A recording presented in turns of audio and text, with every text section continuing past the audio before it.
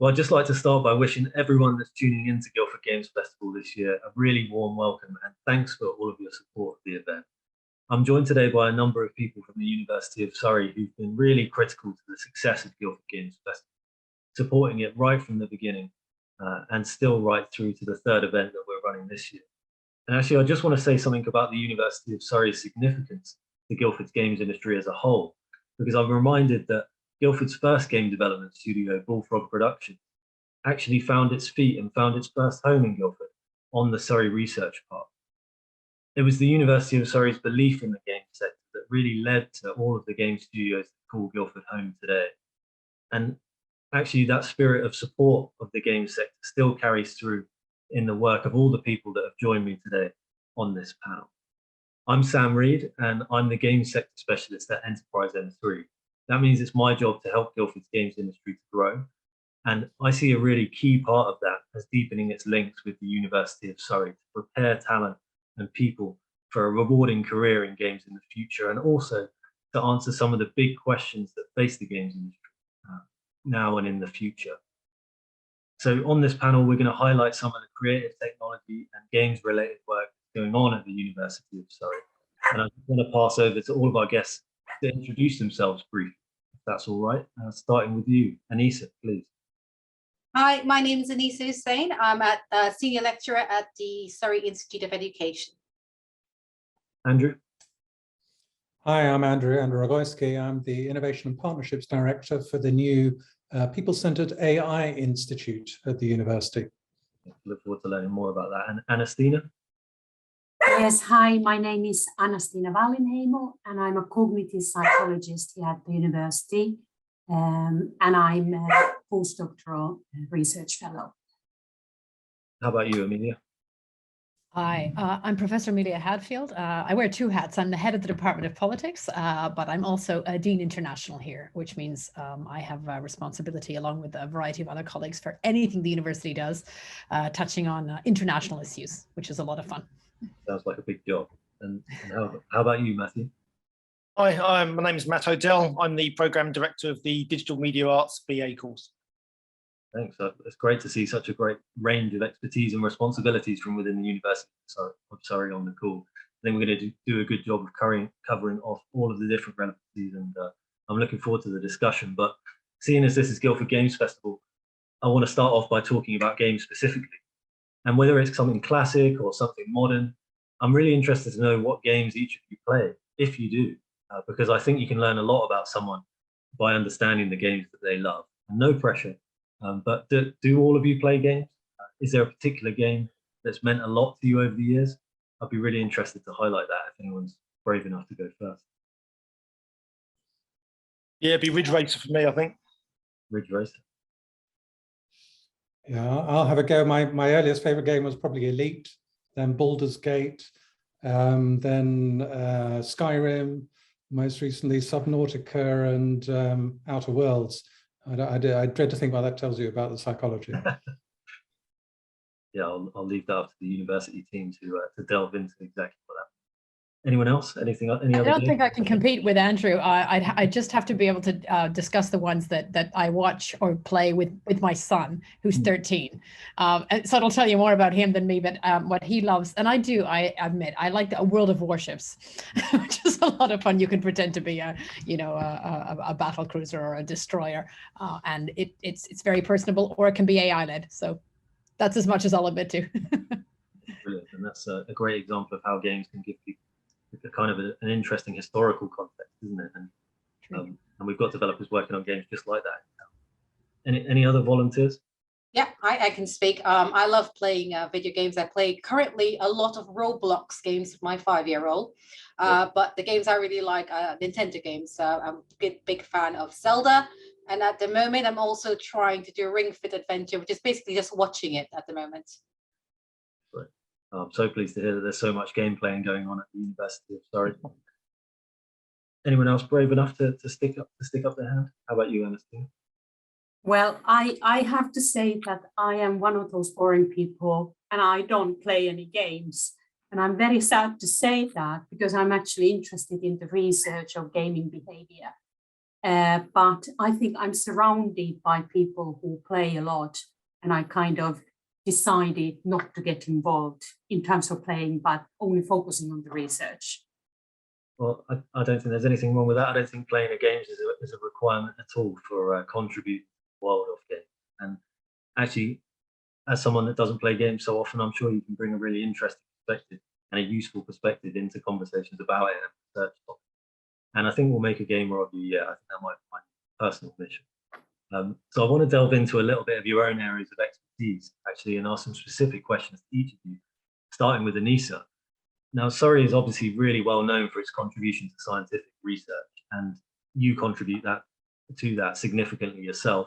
It all sounds like very serious stuff, and it is, but I know there's plenty of room to apply research to fun topics like the games industry along the way. Anisa, can you tell us a little bit about the work that you've done to shed light on what it means to be a gamer? So the work I've been looking at is looking at the longitudinal trajectories of young people's career. And I've been looking to see how gaming influences that.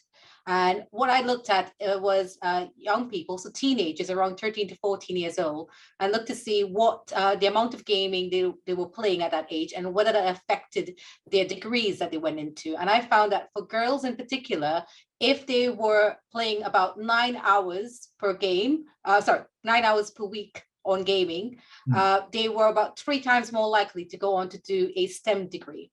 And some research I've been doing recently, I found that that is particularly true for those girls coming from low socioeconomic backgrounds. Well, that's a really fascinating link to discover there. Out of interest, is that correlation kind of waned the more people play games per week or the less? So the relationship I found is for when people play more games per week. So more hours of games per week rather than saying more games. Well, it's nice to have some scientific research backing up the fact that playing more games is definitely a good thing. And actually, I mean, it's a fascinating thing to delve into a little bit more, because we all want more women in STEM subjects, more girls to be engaged with STEM topics, and the games industry really needs more women to work within it. We really care about improving the diversity from within each of the game development studios. So there's clearly something there, and it's great that your work at Surrey is shedding light on how games themselves provide a link between the two. And it's a great justification for linking the games industry up with the university a little bit more strongly to really delve into that and see what we can find. And Anna-Stiina, I started off by saying that I think we can learn a lot about someone by looking at the games that they play. A bit of a sweeping statement. I think you're pretty well positioned to tell me how true that is, actually. Is that something we can analyze through research? Can we learn about what people are good at by the games that they play, or who they are even? Oh, absolutely. And that is what I've been looking at for the past few months with Ansea, actually. We've been very lucky. We've got some very good data and we can draw some very clear conclusions from the data. And it's quite clear that certain people play certain type of games. So, for example, just to give you one example, is that IT professionals like playing puzzle games. So, for example, Portal and Portal 2, games like that. That is just one example. But what we could do with these results is that we could start planning people's careers and help people to kind of do relevant training courses and things like that. So if, for example, one particular game gives you the opportunity to practice your leadership skills or spatial skills or something like that, we could say that if you want to work as an IT professional, maybe it's good to play this particular game. And I think these are fantastic findings for all those gamers all over the world. And that knowledge and that experience should be used in career planning and things like that.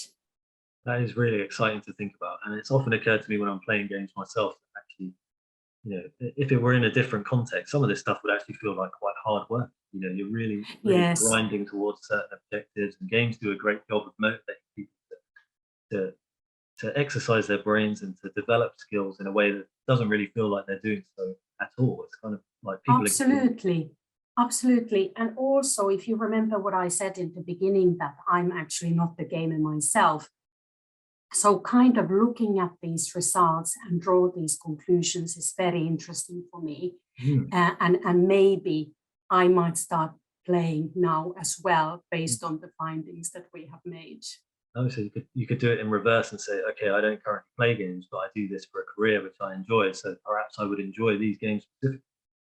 Exactly. That's really interesting. I can't wait for you to publish the results of that work and to think about how we can take it forward from there. And it's a great example of the kind of work that really only a university can do. I think, you know, pulling the pieces together where they've got access to big data sets, thinking about it from a very career-focused and kind of educational perspective. It just goes to show how strong a part universities can play in the whole games industry ecosystem, in my opinion. Absolutely.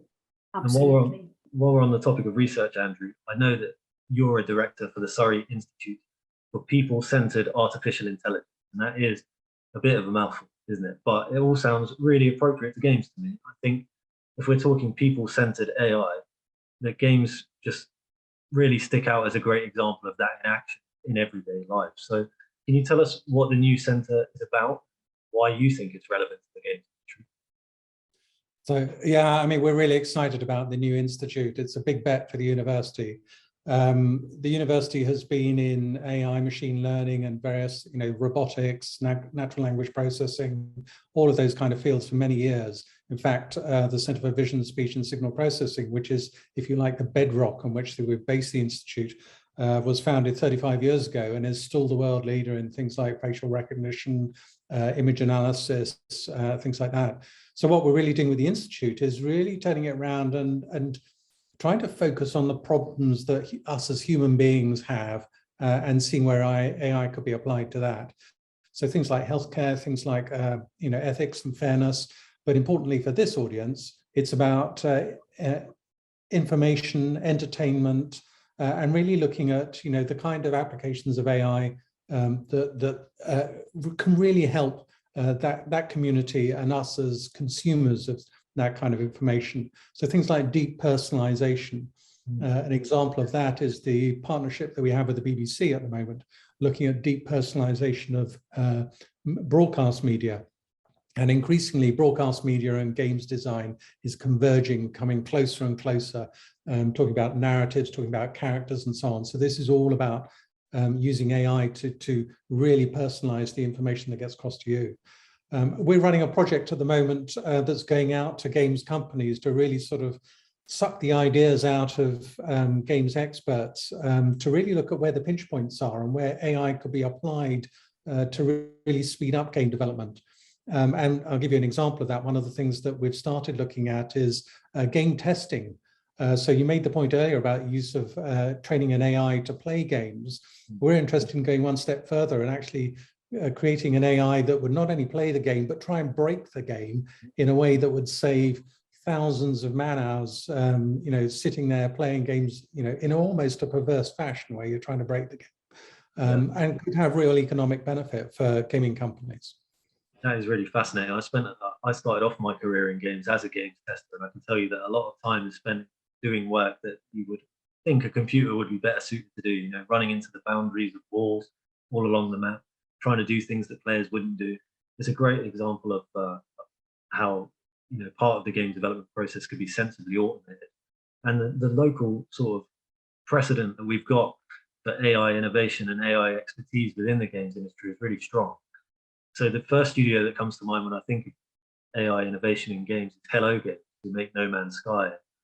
That's an entire universe that you could explore virtually, that's actually at the kind of scale that you couldn't possibly pre-render and pre-create every single planet and all the flora and fauna that exists on it. So they use a technique called procedural generation to have actually an almost infinite kind of universe of worlds ready to be explored for the first time by players, and lots that will never be explored because the potential is so vast. And it's also inspiring to think back to Lionhead Studios.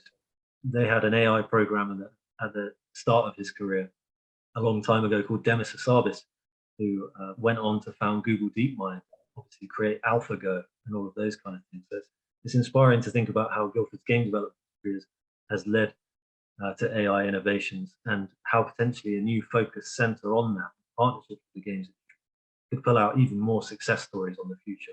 That's really one to watch. And Andrew, could you touch on the other strengths at Surrey that could be linked through to game development in the way that you are with the AI?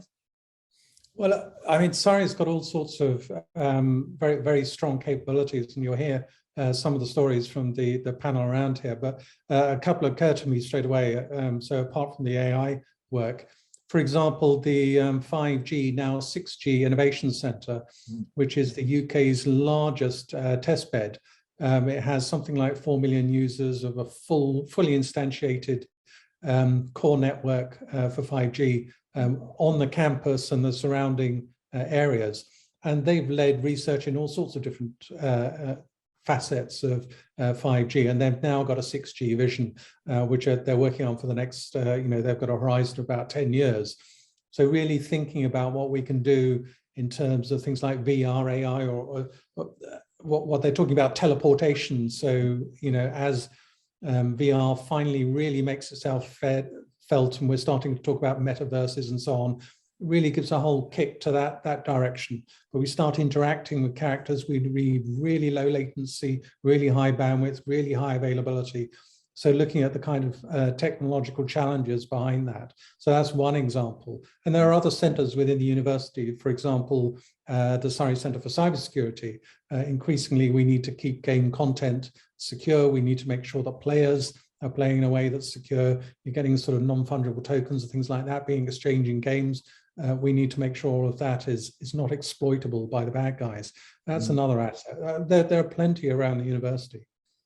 Yeah, it feels like games is a subject that really touches on everything. It's such an interesting combination of cutting edge technology and kind of forward thinking creativity that it's hard to imagine an area of the university that isn't appropriate to it in some way and couldn't become more appropriate. We can just link it up more strongly with the games industry locally. And 5G is such an interesting point to bring up. I mean, a lot of people have the perception that it's just about faster mobile internet connections, but for me, what's exciting is how it could potentially enable more discrete devices, things with the phones that don't necessarily need to have such expensive processing power within them, but potentially will have the connectivity to offload some of the processing that games require into the cloud. That might make it more easier to have things like smart augmented reality glasses, that kind of thing.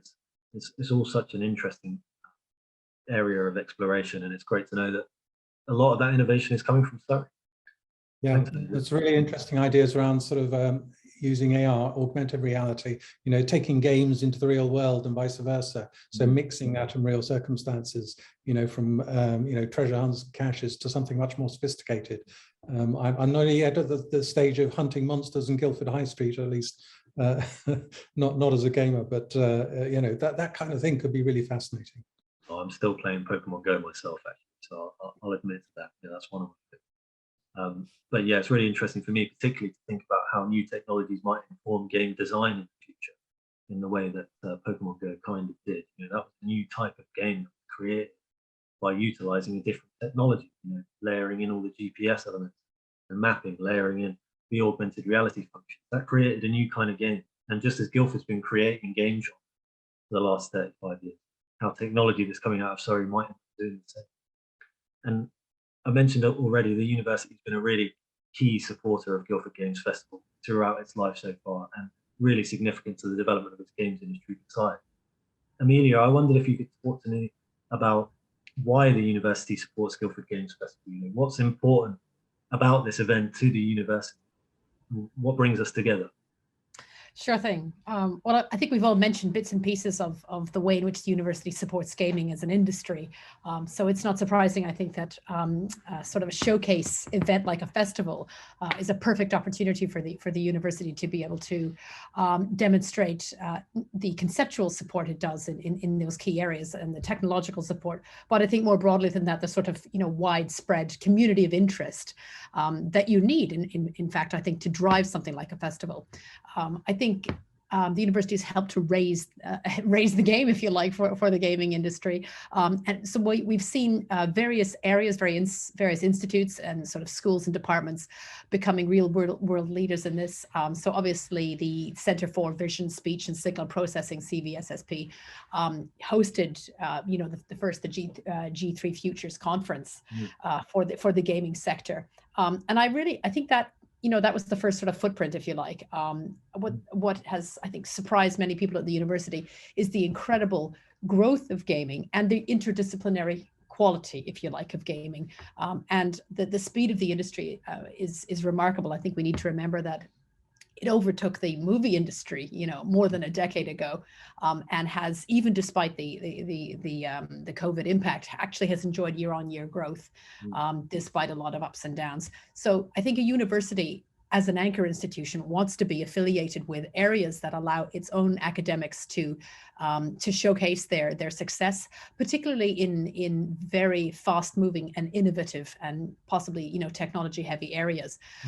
So gaming and the university they're natural partners. They form part of the same ecosystem, and it helps bring together, I think, on the one side, from the gaming perspective, you've got a really colorful community of artists and studios and developers and those sector-related businesses, all sort of under one roof. And then from the university, we have teaching strengths, we have research strengths.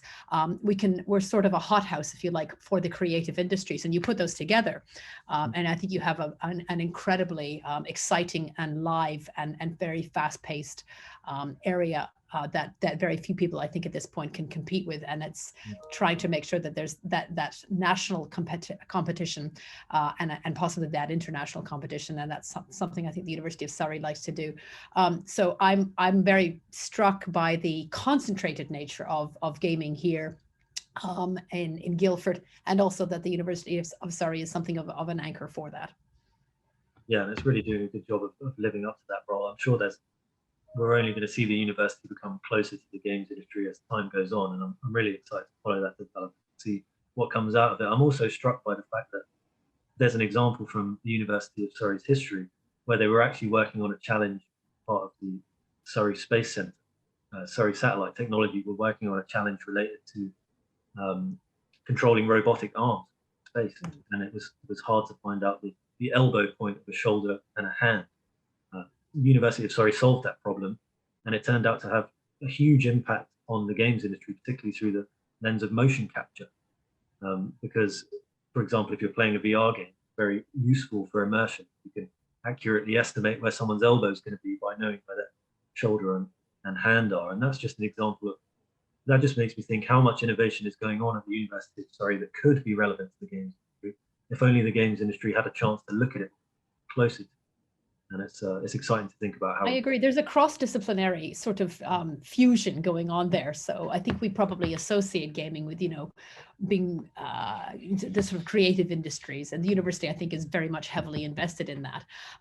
So you would find natural counterparts in things like digital media arts, but your nice case study there, I think, in terms of hard science and technology to do with space and satellites, just shows the incredibly immersive, the sort of wholesale sort of spatial audio and performance capture that can actually rest surprisingly along hard science spectrums as well. So it's very sort of multi-level and multi-actor appropriate, which is incredibly unique. I can't think of another area that has that to this degree at any rate.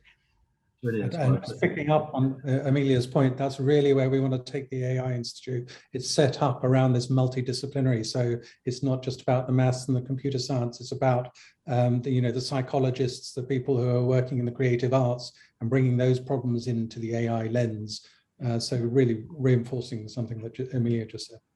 That is a really important point, and I was really privileged to have the chance, Amelia, to work with your department last year while we were thinking about how COVID was potentially going to impact the economy. Sorry, I know that was something that you led on yourself. I think we had a good feeling that the games industry was going to do okay in a lockdown-like situation, but did anything about the games industry's performance through lockdowns, COVID and everything surprise you with hindsight? It was great to put this report together. We affectionately refer to it as the mother of all reports because it should have really only been about 20 pages and it wound up as 220 pages. But that's what happens when you ask an academic to do something. So I think what surprised me was the versatility and I think the robustness of gaming. I knew very little about it, to be honest. And it started out, I thought, well, this will be a sort of a helpful case study. And then it wound up sort of dominating the small and medium-sized enterprises. I was interested in the role and the different sizes I think you get of gaming communities and gaming small and medium-sized businesses as well as their ability, I think, to weather the storm, as you said. When we were doing the report, I think there was a worry that being dependent on working from home was actually going to drive down productivity, but in the end, I don't think that actually happened. It seems to have been one of the few that managed to weather the COVID storm. Something else I didn't know about was the role of the Surrey Research Park and its ability to really be very instrumental, I think, in enabling a variety of facilities, providing things like affordable rotational co-working desk space, if you like, for freelancers and micro businesses. I don't think I'd been wholly aware of the different size and shape that gaming can take, and also the incredibly important entrepreneurial lift that gaming might need as it continues to evolve and develop as an industry, and the core role that a university or perhaps the research park can play in lifting that up. So we need to be able to look at ways to provide opportunities to complement, if you like, the objectives of what gaming workers and gaming developers want to do. And I found that in talking to you and in talking to others, there's a collaborative community. That's I think what took me by surprise and what really, really struck me. And there are many, many ways in which to foster that. And I'll just go back to the point that Andrew made before. Again, totally struck by the inherently multidisciplinary quality and attitudes behind gaming. And if I can say, I think the quality of international content here as well. I continue to be surprised by the amount of inward investment generated in Guildford and beyond in Surrey by gaming. It's an absolute powerhouse.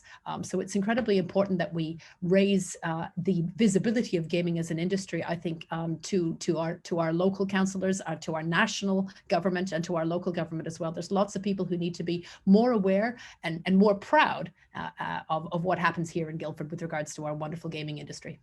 I couldn't agree more, and I definitely see part of my job as game sector specialist as to put myself out of a job by making everyone game specialist. And it's nice to have so many strong allies in that vein, for sure. There's a lot of work that we can do together, I think, especially once you put the weight of an extremely well-respected institution like the University of Surrey. Once people can see that the places like the University of Surrey are taking this topic so seriously and have so much respect for it, I think it does wonders to shoot that message up the chain and really help people to understand that games are a very important part of society. And moving on to you, Matt, if you don't mind. I know that you're the Programme Director for Digital Media Arts at the university. I think talking to you is going to do a really important job of highlighting. I think a lot of people think about the University of Surrey as an engineering-focused university, as a very scientific, research-based university, but obviously you're educating a lot of people along the way too. And I know from my time working at the university that there's a really strong culture of creativity running through Surrey, beyond the focus on the technology that we've done a good job of covering so far. It just so happens the games industry is absolutely crying out for artists and animators and technical artists at the moment. A good third of the local job opportunities in Guildford games industry right now are in that space. So I'd be really interested to know more about the journey that students take through your digital media arts program and what you're covering in terms of disciplines on the subject. So the digital media arts degree is a very broad-based course. It's very international. Typically, each cohort is a bit more than 50% female. Students come onto the course generally not knowing exactly what they want to do. They'll be from a generally creative background. Their A levels would have been included one or more creative subjects. But typically they won't know exactly what they want to do, whether that's to be an animator or filmmaker or go into games design. So the course starts off kind of quite broad-based. We teach them a lot of general skills in sort of 2D and 3D art and animation, that type of thing. And then the course gets increasingly specialised as they go through it. So in the final year, they then take a final major project where they get to apply all the stuff they've learned and to take their sort of work in a direction that best suits their interests. So that's great to hear that that's going on at Surrey. And actually, we've got a video to show everyone coming up in a moment that really highlights the kind of projects that your students have been producing at the uni through the digital media arts course. And I think there's no better way of showing exactly what everybody's learning than to highlight some of those projects. And I was personally quite struck by the diversity of projects and actually the quality of the projects. These look like, in some cases, ready to go projects, amazing portfolio pieces for people looking to start their career at an absolute minimum, if not absolutely able to stand on their own 2 feet, great pieces of content. And it's amazing that the university is giving students the chance to finish their studies with something like that under their belt. So without further ado, I'm going to play a video for everybody all about film, animation and digital arts at the University of Surrey.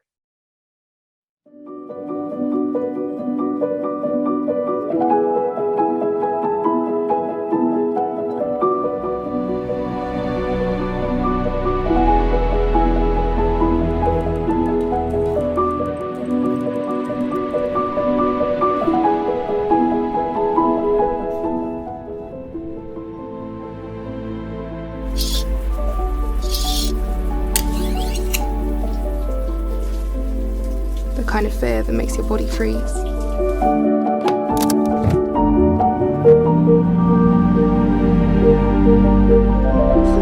I'm not playing with her again.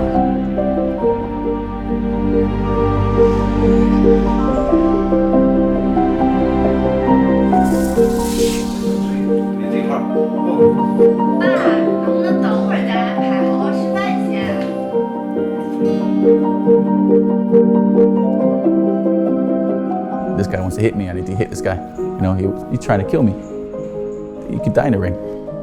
You hit towards my sanity! I would have rather you swung your cock around with a frowsy landlady.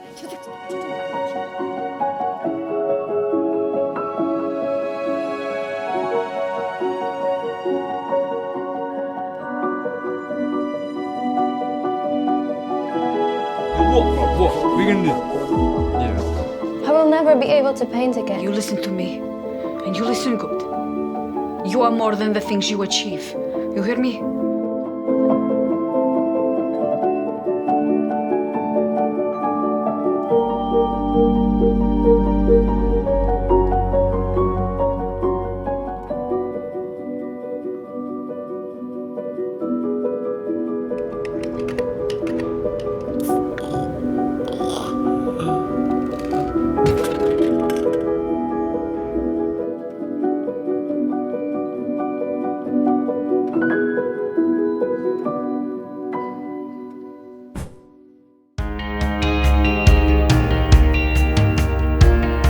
I'm Eleanor and I just had my film shown at the BFI after working on it since September. It's a film based on the thoughts that go through women's heads on a daily basis that other people may not think about or have had the opportunity to think about. And we wanted to recreate a 18th century dressing room, which is a very niche thing and something to actually hard to find evidence of, and also light it. Obviously in the 18th century it was lit mostly by candlelight, which was a challenge in itself. But my cinematographer has done a great job of understanding that and playing around with candles and our camera equipment and our opportunities to create great visual moments.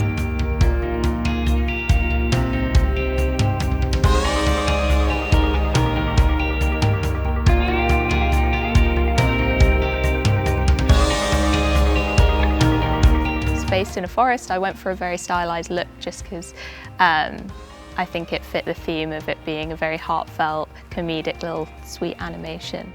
I did a film called I Close My Eyes to See, which is sort of a semi-autobiographical story about a girl who gets diagnosed with this health condition that could lead to blindness, which then leads her on this path of sort of self-destruction. And she's a painter, so as you can imagine, for somebody whose whole life is art, to be told they might not have eyesight, it's pretty painful. So that's sort of what the film is about, is dealing with this idea of the struggles of unforeseen diagnosis, to talk about my own stuff, but also to try and showcase how difficult this sort of thing was going to be.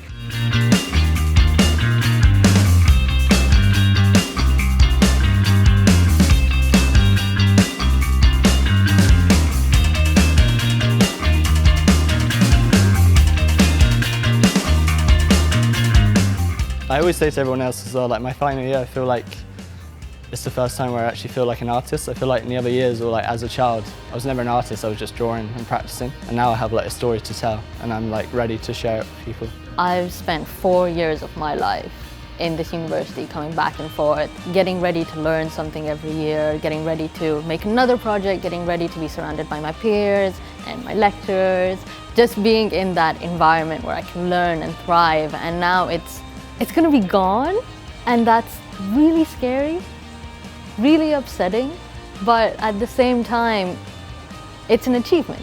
Coming towards the end of the degree, like we've all been through so much during COVID. Like I think that's why the work this year has been so good, because we all have like these amazing stories to tell. We're all going through this like shared historical event that is COVID and not being able to see your family and friends. I think that's why the stories are so great, and like I've realised like these are the people that I want to work with in the future. It was crazy. It looked so much better on the screen than it did on my laptop at home. Just the sounds and the vast like screen of it, it just looked amazing. We all know each other. We all root for each other's film. We all came to the BFI not to see our own film, but to see everyone else's film. Like I know for a fact that everyone here was like, okay, I'm gonna go to the BFI because I can't wait to see this person and that person's film. Like I have been watching them work on it for like a year now. I have seen them grow as a person, as an artist for 4 years, and I can't wait to see what they've achieved.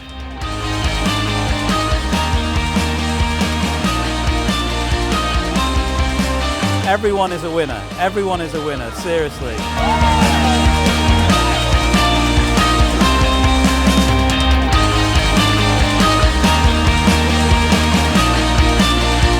I'm gonna miss it. 4 years of my life have gone into this degree, and I'm very happy that I was a part of it.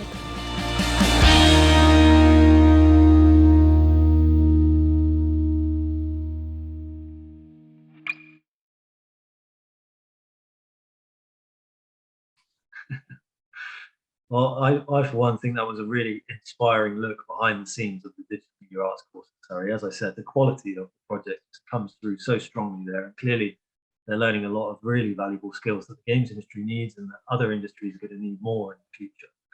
I'm picking up a really healthy mix of focus on film, TV, games, animation. Feels like all creative subjects were covered in that show, really. I'd be interested to zoom in on the game side of things a little bit again, Matt, if you don't mind. Sure. To what extent does games technology run through the course? Are those animations being made with game engines? How does it work? Yeah, so one of the animations we just saw was built entirely in the Unreal game engine. So typically, the students on the course are more interested in the storytelling than in the asset creation itself. So a large extent of the assets will be downloaded from App Store or the asset stores to use in those. I mean, some students will be, the 2D animators will be kind of hand drawing everything, but when it comes to using the games engines, people tend to use mostly off the shelf materials where they can't, unless they have to sort of build their own for certain specific things. I feel for the students that have taken on such a big project, they need to write their own games. That used to be how the games industry worked, that everyone generally built their own. A lot of unique games came out of that, a lot of very specific features and functionality. But it is good that the sector's been able to standardize around a couple of big engines like Unreal and Unity. And the more, it seems to me, the more students get familiar with those or are able to in their studies, the more ready to work in a game studio they're going to be when they're ready to start their careers. So that's exciting. And I mentioned that digital media arts seems to be providing a pretty clear link between film, TV, games. I know that film production and game development are becoming really closer than ever right now because the screen industries are embracing games technology for all of their computer-generated imagery. I've seen the kind of facilities for productions like The Mandalorian that use Unreal Engine to render these incredible CGI landscapes in real time. Can you tell us a bit more about virtual production, Matt, and how the university's preparing for that change and what it's doing to support the development of that technology? Yeah, well, I'm down the virtual production test stage in Guildford as we speak, which is put together by Target 3D and Digital Catapult, and we're very pleased to be involved with that as well. So we are basically supplying the kind of creative tests So we have various kind of short films that we're filming on this test stage, and we're running various tests week by week to help refine the technology. It's a very new area. There's a lot of different systems that have to plug in together, a lot of different options for each of those systems. And it's about just finding a workflow that enables people to make, kind of short or long films, TV, in the most sort of reliable way possible, Yeah, I think it's a really exciting area of technology. There's a couple of ways it could go, I think. I mean, part of me thinks, does the fact that we have a games industry here mean that we're going to have a bigger film and TV industry here in the future? If film and TV production studios need people with Unreal Engine skills, does that mean that they need to be centering around clusters like Guildford? That would obviously create some additional demand on the kind of talent pipeline pressures that the sector experiences. So that's a bit worrying. But optimistically, I hope that what it's going to do is further justify the investment in skills for people in platforms like Unreal Engine, because it's not just the games industry that needs them anymore. Well, there's a huge film and TV industry too. Hopefully, that increased demand will just mean that we're better able to support the games industry talent requirements in the future. Can you see that happen, Matt? Well, I mean, you can see even with Unity as well. I mean, they've just bought Weta Digital, haven't they? So they're clearly going in the direction of virtual production and sort of film production, VFX and so on as well. I think once you've seen kind of virtual production in action, I mean, the test stage we've got down here has got a screen that's about 9 meters wide by 3.5 tall. And once you've sort of experienced it, it so obviously is the future for certain sorts of filming. I don't think green screen will disappear, but as the technology gets better and the prices fall, it's undoubtedly going to become a major part of film and TV production, I think. So, those skills are definitely going to be highly relevant for this. That's fascinating. It's a fascinating one to watch. I'm glad the University of Surrey is staying so close to it. I'd personally like to see what happens when we get game developers to share some of their environment files with a production space like that, and see if we can get people to act inside of game worlds, things like that. That'd be quite fun to experiment. We're currently creating a short film that's set on the moon. So over on the production stage, just over there, we've got an Unreal scene, and we've got a camera being tracked around it, and experimenting with various things in there today. So I'm really excited to see and follow how that develops. So I just want to open up a few questions for everyone to answer. So please do feel free to chip in and contribute with anything that resonates. First of all, how can the games industry access the kind of expertise that you'll have and that the university has? If they want to develop partnerships with you, if they've watched this panel and they've thought, what, we should be speaking to the university, what's the best way of them doing? I think dropping us an email will be great, just to say, hey, I want to work with you. That's a really good start. I mean, also working with our innovation people, innovation and research people, they can also help find the best people to help. And I think most of us might be on Twitter, for example. You can follow us on Twitter and see what our work is. Yeah, I completely agree with Anissa. Actually, as a university, all our details are out there, so we're really easy to contact. It's really easy to find the relevant parts of the university. You can contact the individuals, people in innovation like myself, who are specifically there to bring outside organizations into the university. I think the other thing is don't worry. It's not about how big a checkbook it is. We're really thirsty for ideas and challenges, things that we can bring to our students, things that we can use to direct our research. So you don't have to have deep pockets to get something out of university. And we're on the doorstep of this fabulous hotspot that is in Guildford, the games industry. And we've talked about the virtual studio. I didn't talk about things like the motion capture rig and the work that we've done in broadcast for bringing those worlds together. You were just talking about, Sam. Just get in touch. I think that's a key point that people might not realise how accessible academics at their local university are. It's not hard to discover an email address, just get in touch and have a discussion about what could be done or how we could go from there. I think that's very much the message. Academics don't bite. But as well as that, I think the idea of a festival is wonderful because you are bringing together a whole host of different types of communities.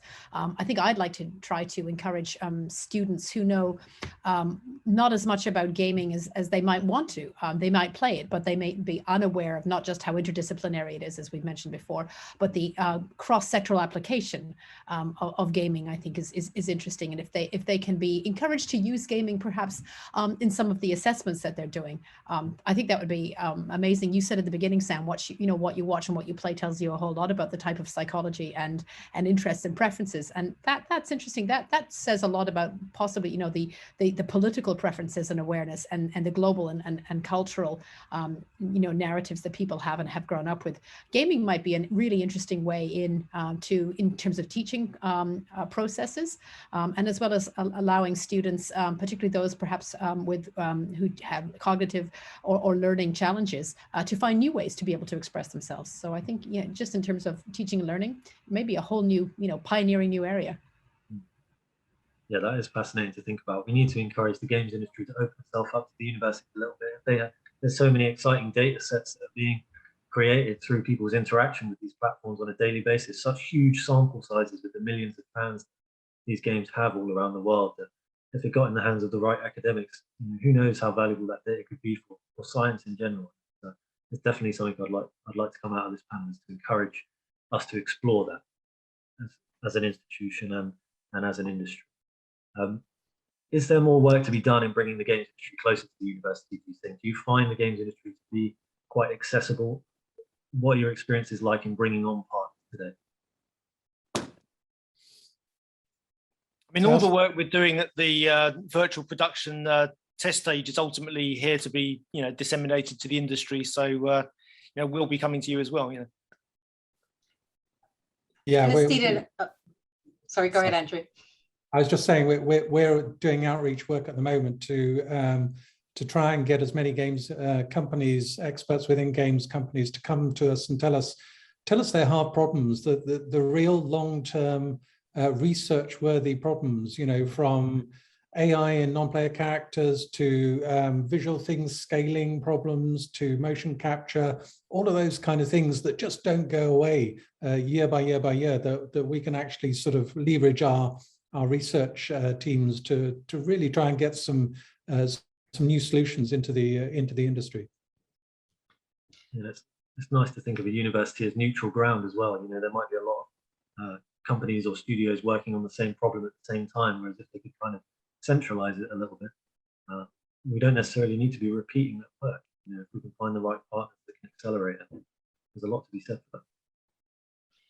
I was going to say that Anna-Stiina and I worked recently with a gaming company, and that has been quite fruitful. I think it's really interesting having a dialogue and conversation with the gaming industry and to find out what are their ideas, what would they like to investigate more.